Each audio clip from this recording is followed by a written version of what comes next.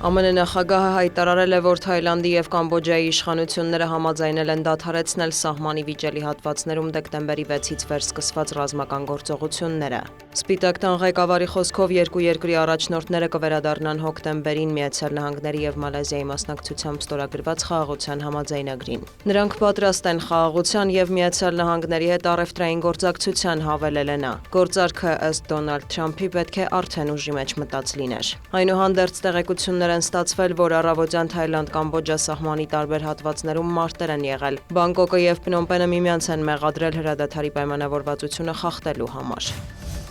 Դոնալդ Թրամփն անդրադարձել է նաև ռուս-ուկրաինական պատերազմին, համոզմունք հայտնել, որ հակամարտության խաղաղ կարգավորման գործում մեծ առաջընթաց է գրանցվել։ ԱՄՆ նախագահը հավելել է, կարծում էր, որ Կիևի եւ Մոսկվայի հետ կհաջողվի ավելի արագ համաձայնության հասնել։ Պատասխանելով լրագրողների հարցին, ինչ է ենթադրում Դոնբասում ապառազմականացված ազատ տնտեսական գոտին, որի առաջարկով հանդես էր եկել ամերիկյան կողմը, Թրամփը պատասխանել է. իրավիճակը շատ բարդ է, բայց այդ գաղափարը կարող էր աշխատել։ Ավելի վաղ Վոլոդիմիր Զելենսկին հայտնել էր, որ ըստ Միացյալ Նահանգների կարգավորման շրջանակում Ուկրաինայի արևելքում հարկավոր է ստեղծել ապառազմականացված գոտի, սակայն թե ով պետք է վերահսկի այդ տարածքը, Ռուսաստանը թե Ուկրաինան, Վաշինգտոնը չի հստակեցրել։ Ուկրաինայի նախագահը հավելել է, որ այժմ բանակցային գործընթացում ամենաբարդը տարածքների հարցն է, նա չի բացառել, որ այն կդրվի հանրաքվեի։ Զելենսկին նաև նշել է, որ այժմ աշխատում են պատերազմը դադարեցնելու եւ Ուկրաինայի համար անվտանգության երաշխիքներ ստանալու ուղղությամբ։ Այդ հարցում գործակցում են Եվրոպայի եւ Միացյալ Նահանգների հետ։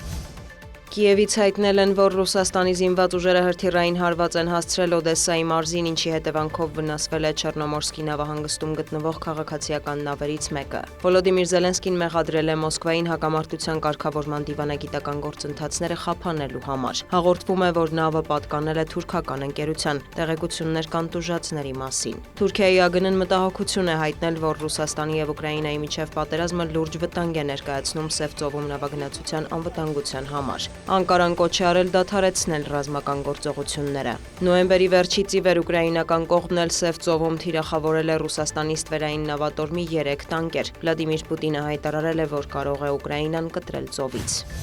Եմեն որոշել է անժամկետ սառեցված պահել արևմտյան պետություններում գրանցված ռուսական ակտիվները։ Այսուհետ եվրոպական կողմը ստիպված չի լինի կես տարին մեկ քվեարկել ակտիվների սառեցումը երկարաձգելու համար։ Եվրահանձնաժողովին տրված արտակարգ լիազորությունները թույլ են տալիս սառեցնել 210 միլիարդ եվրոյի ռուսական պետական ակտիվներն այնքան ժամանակ, քանի դեռ Մոսկվան փոխհատուցում չի վճարել Կիևին։ Ավելին նշվել է, որ որոշումը կայացվել է ԵՄ երկրների մշտական ներկայացուցիչների շատ հստակ մեծամասնության կողմից։ Նոր մեխանիզմը փաստացի զրկում է Հունգարիային եւ Ռուսաստանի բարեկամ մյուս կառավարություններին հակառուսական պատժամիջոցների երկարաձգումը խոչընդոտելու հնարավորությունից։ Հունգարիայի վարչապետ Վիկտոր Օրբանը քննադատել է այս որոշումը։ Ռուսաստանի կենտրոնական բանկն այն որակել է անօրինական։ Եվրոպական խորհրդից նախազգուշացրել են, քանի դեռ Ռուսաստանը շարունակում է Ուկրաինայի դեմ պատերազմը, Մոսկվայի նկատմամբ ճնշումը չեն թույլատնելու։